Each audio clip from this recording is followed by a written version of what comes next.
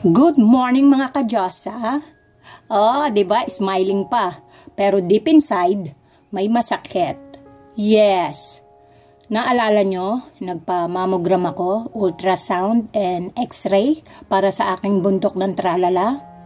After 1 week, masakit pa rin siya. Kaya babalik kami ng aking jowa sa doktora ko at siya'y aking kakausapin ng matino dahil hindi na maganda ang aking pakiramdam dahil nga sa aking bundok ng tralala.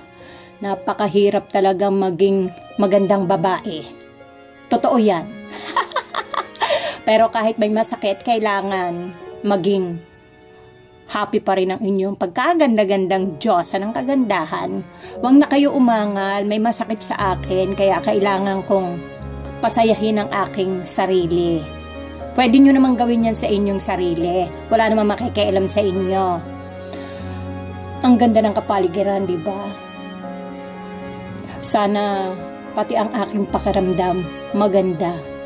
Pero talagang hindi maganda talaga. Masakit. Buti na lang may kasama akong gwapo.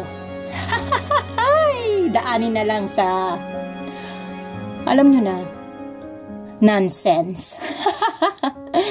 Nakarating na kami sa clinic ng aking jowa. Talagang hindi maganda ang aking pakiramdam. Tingnan nyo naman ang aking pagmumukha. Sad talaga. Ay nako, pati ang aking jowa malungkot dahil sa aking nararamdaman. Ano ba yung mga doktor na yan? Hindi mawari kung ano ang aking kalagayan. Pero sabi niya ay hindi niya ako pwedeng i-mammogram ulit. And then, sabi ko sa kanya, tinuruan ko pa siya, baka ako costochondritis. Kasi nga, pag humihinga ako ng malalim, nararamdaman ko na parang may hinahatak sa aking kaliwang bundok ng tralala. Diretso sa aking heart. Pero yun na nga, ang sabi niya, uminom na lang daw ako ng pain reliever. Pero sabi ko sa kanya, hindi ko pwedeng gawin yon, baka ako ma-damage ang aking liver or ang aking kidney. Para sumaya ako, sabi ng aking jowa, kumain na lang kami sa buffet. Yes, yung aking kalungkutan ay napalitan ng kasiyahan. Pero sabi naman ng doktora, hindi naman daw alarming. Pinapupunta niya ako sa sports center. Baka raw pwede akong i-therapy. By the way, ayan ang aking pagkain sa buffet. Diba? Puro healthy. Ang kagandahan ng buffet na i-touch, hindi maaalat ang pagkain. Yes, puro gulay at karne. Seafoods lang ang aking kinuha. Tofu at saka kimchi. Tinikman ko ang kimchi sa unang pagkakataon. Masarap pala siya, pero hindi siya pasado sa aking taste buds, kaya konti lang ang aking kinuha. Ang kinuha ko, yung pork adobo ng mga Chinese. Sobra tamis. Pero masarap. Hindi naman ako lagi kumakain ng matatamis. Kaya, hindi niya, nauutal sa sobrang sarap ng aking kinakain. Pasok pa rin siya sa aking low carb. Yes. Kung paminsan-minsan, pwede na iyon. Hindi naman matigas ang aking ulo. Oh, by the way, yun nga, balik tayo sa akin sinasabi habang ako'y kumakain. Hindi naman daw alarming, kaya wag akong mag-alala. Wala akong cancer sa bundok ng aking tralala. Yun lang ang importante, kaya kong mag-deal sa pain as long as walang cancer. Diba, bongga? Ay, grabe. Kumakain na ako, ang aking jowa ay kumukuha pa rin ng kanyang pagkain. At pagkatapos nga, ayan, nag-video-video ako sa buffet. Sobra busog namin ng aking jowa. Ay, nako, ganyan lang ang aming life. At pagkatapos ng aming lunch sa buffet, hindi pa kami umuwi. Kami manonood pa ng aking jowa ng movie. Yes. At syempre, sa sobrang kabusugan, nakatulog ang aking beauty. Habang ang aking jowa ay nagsasakripisyo sa pagda-driving. Pero, hindi naman masyadong antok na antok. Pinipikit ko lang ang aking mga mata. And then, iniwanan ako ng aking jowa sa kotse dahil ako'y tinatamad. Dumaan siya sa Dollar Tree para bumili ng kanyang tsokolate, pambaon sa loob ng sine. Groging-grogi ako sa sobrang busog talaga. Napakasarap ng... Eka lang, nauutal na naman. Pasensya na, hindi talaga ako sanay mag-voice over. Ang sarap talaga ng pagkain sa buffet na iyon. Grabe. Ang side effect, nakakaantok. And then, pagdating namin sa sinihan, ayan, mag-inat-inat. Tingnan nyo ang aking belly, oh. Nakausli sa sobrang busog. Busog na, antok pa. Sana pagpasok namin sa loob mawala kasi sayang lang naman yung aking binayad sa sinihan kung ako'y matutulog lang doon.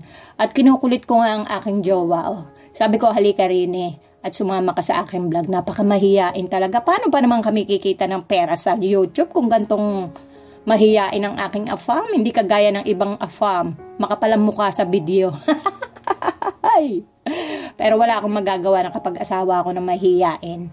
Hindi naman yan ang aming source of income. Meron naman akong business sa earrings at hindi naman niya yung pinakikealaman. Yun lang naman ay aking hobby. O ayan, kahit papano napilit ko. O, ang gwapo talaga. At habang bumibili siya ng kanyang ano ba itech? Soft drinks, ako'y paupo-upo muna sa sinihan kasi nga ako'y inaantok, nagtatanggal ako ng antok. Ay nako. Eka lang, nauutal na naman talaga. Pagkatapos ng 2 oras, tapos na yung movie. Ay nako, eka lang, nauutal talaga ang aking jowa, ayan. Palabas ng bathroom. Ay nako, napakasaya nung aming pinanood. Maganda siya. Nakalimutan ko title. Patawarin niyo ako. Ayan, may panibagong soda ang aking jowa. Nakaugalian niya na. Yes. Ang ganda ng movie talaga. Dahil ako'y naka-smile. Diba? Bongacious. Ay, nako mga kadyosa. Wala na ako maikwento sa inyo. Ang aking buhay talaga ay boring pero napakasaya sa feeling ng aking afam. At pagkatapos ng movie, akala nyo ba umuwi pa? Ay ka lang, nauutal talaga. Hindi pa kami umuwi. Dahil ang aking jowa ay hindi nagtagumpay sa paglalagay ng kanyang, ano bang tawag dito? Plate number ng kotse sa harapan. Kaya dito niya gagawin. Pinagbigyan ko na total maaga pa naman. 6:00 pa lang pero maliwanag pa. Kaya sabi ko sa kanya, sige gawin mo rito. Kasi kailangan niyang magbigay ng, alam nyo na, effort. Lintek na plate number yan, oo, pahirapan. Pati tuloy ako nadadamay. Kita nyo naman, kung ano-ano na ginagawa niya. Sabi ko kasi sa kanya, huwag siyang umupo nang walang sa pen kasi mahirap maglaban ng kanyang dungaree pag marumi. At syempre, habang siya ay nag-aayos, ako naman ay nagpapakyot. Sige, bongga. Ayan ang aking outfit. O, diba? Talagang payat na at sexy ang aking body. Ay, talaga naman. Nanahimik ako saglit dahil wala na akong masabi talaga. Pakit na lang.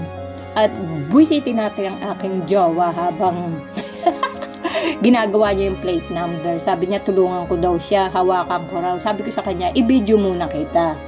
At kahit papano ay pumayag naman. Yan naman ay sa kasiyahan ko. Papayag talaga yan. Pero yung aaraw-arawin ko siya, ayaw niya. Talagang mahiyain siya. Hanggang hi, hello lang. Pag wala kayong pera, kayo na gumawa. Yan. Galing, di ba? Mayaman eh. Are you rich? This is what happens when you don't have a mechanic, right?